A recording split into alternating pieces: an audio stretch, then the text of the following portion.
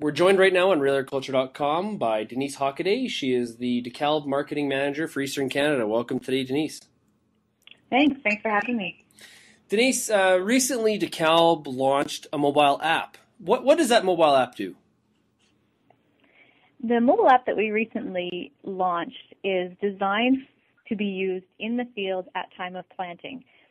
And the purpose of it is to give real-time information for the farmer or whoever is planting a Dekalb product in the spring, and give them recommendations on what planting population rate they should use for that particular field. So it's very customized, and it's very specific recommendations for each specific field. So I guess before you created this app, you must have done some research on how farmers are using smartphones and mobile technology. What did some of that research tell you? So we've been keeping track of the use of mobile apps, the increased use of technology on the farm. And while mobile applications and the use of smartphones on farm is still a small percentage, we see it as something that's growing. The more useful apps that come out on the market and the more useful information and communications that are sent over vehicles such as smartphones and through applications. So what we decided was that, a lot of times farmers are so busy that they don't have time to sit down on their computer, look at a website, but they'll need a specific piece of information right in their hands at a certain time. And so to make it more convenient for them to get that information, we thought if we could provide it on a mobile app through a smartphone, they could benefit from that. So don't you think like your app is a plant population calculator for corn and soybeans? That really is an ideal sort of fit for the farmer, where it's sort of that practical use of the smartphone. I think it has a great fit. I think it has a great fit not for just farmers, but also for even our dealers use it in the field when they're making planting rate populations. So in some cases there are farmers that don't have smartphones or don't have access to an app such as this, but they work very closely with their local dealer or their local custom applicator and that sort of thing, who may have access to this. So there's multiple uses for this application and for various audiences. And so not just for the farmer, but also for others as well. So you said there's a small percentage of farmers that are using this kind of using smartphone technology.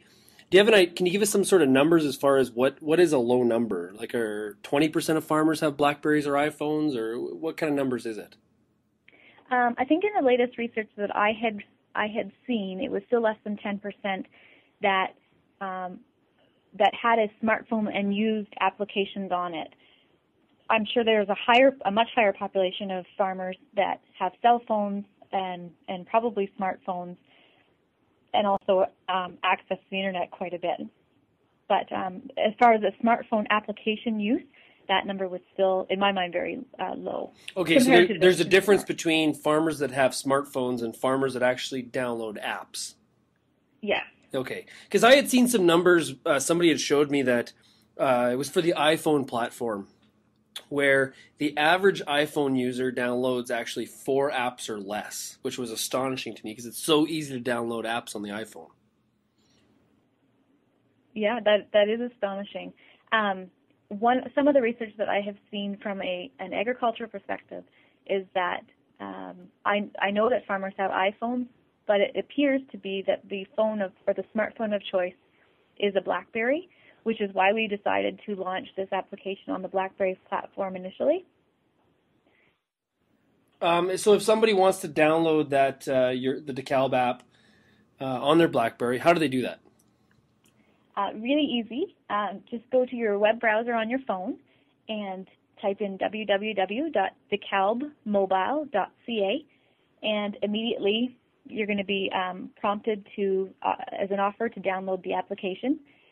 Another option would be if you went on your desktop and went to dekalbmobile.ca, there's an option there to type in your email address and actually have the link sent to your smartphone on email. That's actually how I downloaded it. Yeah. Yeah, so either way, it's convenient either way, depending if you're used to browsing on your smartphone or if you'd rather do it from a desktop. The download process is pretty simple and pretty standard from a Blackberry point of view. So you download, it'll ask you for preferences from a language because we do have it available in English and French. And then from there on, it's a step-by-step intuitive process. Cool. Well, Denise, thank you very much for joining us today, and we'll talk to you again soon in the future. Great. Thanks for having me.